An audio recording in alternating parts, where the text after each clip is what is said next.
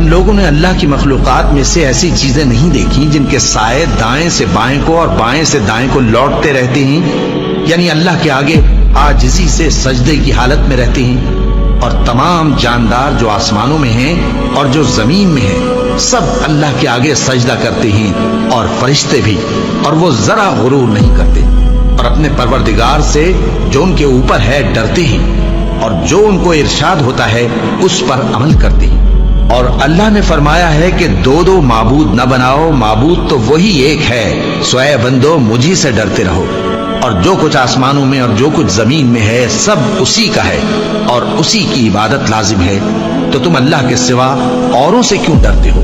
اور جو نعمتیں تم کو میسر ہیں سب اللہ کی طرف سے ہیں۔